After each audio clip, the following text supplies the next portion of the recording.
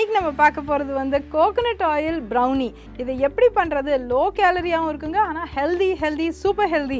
And ingredients என்னென்னு note பண்ணி. தேவையான பொருட்கள்: 1 கப் மைதா, 1 table spoon coffee powder, 1/2 teaspoon உப்பு, 1/2 கப் கொக்கோ, பாதாம் பவுடர் 2 மேஜை கரண்டி, baking powder 1/4 teaspoon, sugar 3/4 cup, white chocolate 3/4 cup, coconut oil 3/4 cup, 3/4 cup கெட்டி தயிர். ஸோ இது எப்படி பண்ணுறது அப்படின்ட்டு நம்ம முதல்ல பார்த்துடலாம்.